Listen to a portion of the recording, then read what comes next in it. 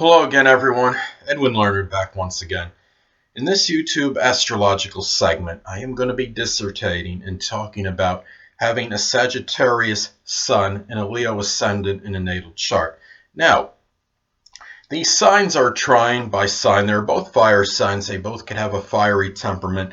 Fire signs tend to be a little bit more combative and disputatious on average. So this could be one that has a very fiery personality, but not afraid to dispute something and to disagree with something, and not necessarily about hurting someone's feelings or anything, but they'll speak their mind if they don't agree with something.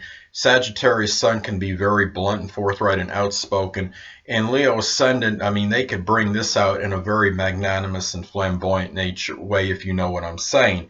This is something where I think with the Leo Ascendant, you have a Leo Ascendant that is obviously more flamboyant and more attention-getting than a Sagittarius Sun. And this person will come across as a lot more resolute and a lot more, I guess you could say, set more in their beliefs and their philosophies than the typical Sagittarius Sun. So outwardly, this person may come across a lot more as a Leo as opposed to a Sagittarius because of this.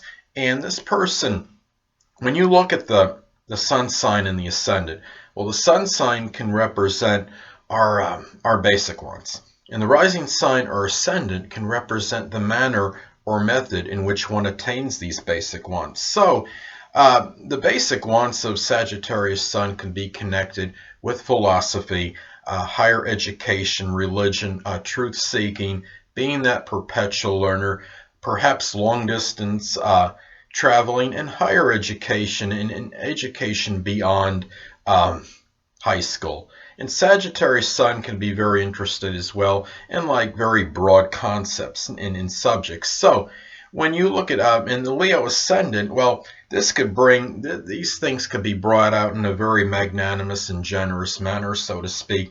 And this person, and also Sagittarius Sun, can also be connected with sports and athletics, even as far as the basic ones go. If you look at legendary pro football player Dick Butkus, if I'm not mistaken, has a Sun in Sagittarius and a Leo Ascendant, and he gained notoriety, which is that Leo, that recognition and prominence for being involved in sports, and which was, of course, he was a pro football player. So I think this is a classic example of this. This could be a person that writes some some philosophical paper up and gets some kind of accolades or recognition for it.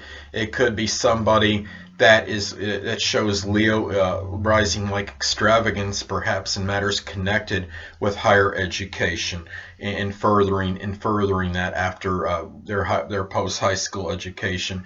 And these things like maybe the expanding the horizons, which is another Sagittarius Sun basic one. Maybe these things could be connected with maybe perhaps in some Leo-like professions, such as something connected with drama or entertainer, even a lion tamer. And you might see this person be somebody that could be good, really good as like a motivational guru or speaker in public relations, because they can inject that Sagittarius enthusiasm and that exuberance, that expansive nature into what they speak and when they're talking. And then having a Leo Ascendant can be very dynamic and have a lot of charisma and presence and be able to get the attention of others when they're doing this. So this is really a good combination, I think, for something like that.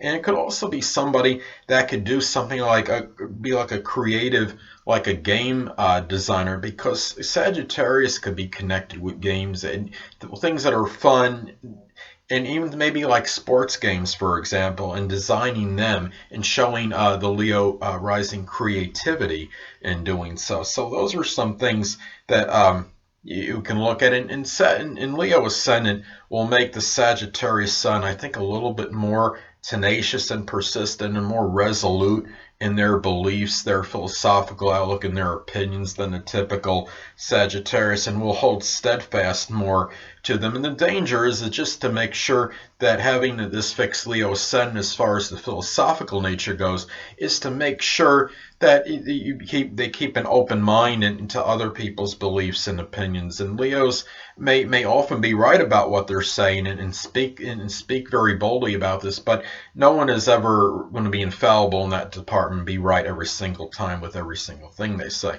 So anyway, it's important to look at the aspect that is made between the Sun in Sagittarius and the Leo Ascendant, as this could indicate how these energies may blend or not blend so well together.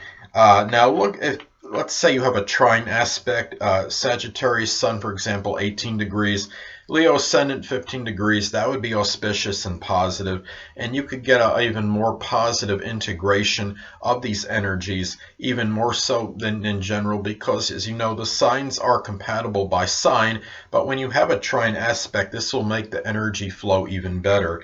Now, you could also have an out-of-sign square aspect take place between these energies, which of course is adverse or adversarial. Let's say that the Sagittarius Sun is at 1 degree and you have a Leo Ascendant at 28 degrees. That would form an out-of-sign square aspect. And even though the signs are still compatible by sign, you could still get a little bit, even if the person is not cognizant of their astrological placements, you could get a little bit more conflicting energy in this, and the person might feel that they might feel misconstrued or misunderstood by others because what they're projecting outwardly they might feel is strongly different than what is going on inside, and that could cause some inner exasperation or tension because of this.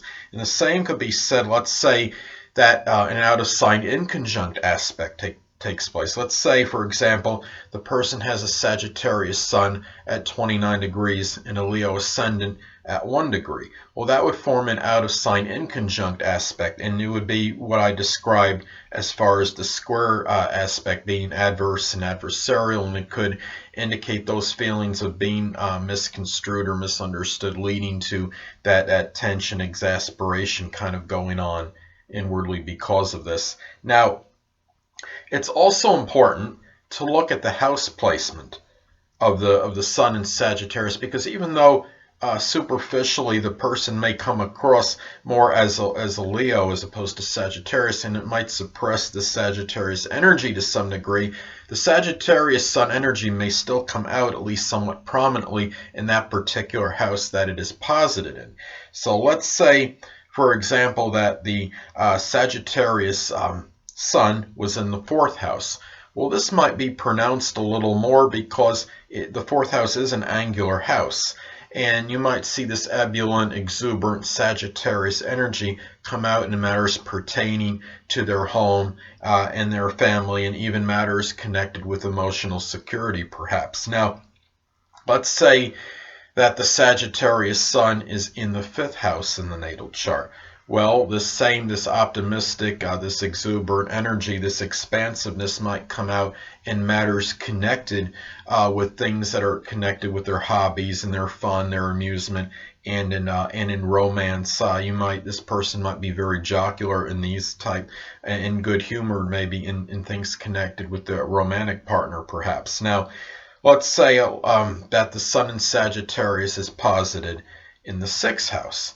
Well, if this is the case, then you might see a lot of that, I guess you could say that ebullient, that exuberant nature of Sagittarius come out in matters related to work and in their health, in their service, and might really have some strong expansiveness connected with this and be very upbeat regarding these matters and put a lot of exuberance into this.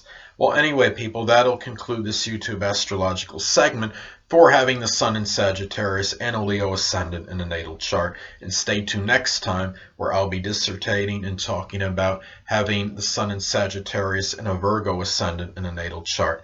2 things I want to get with you on before I head out.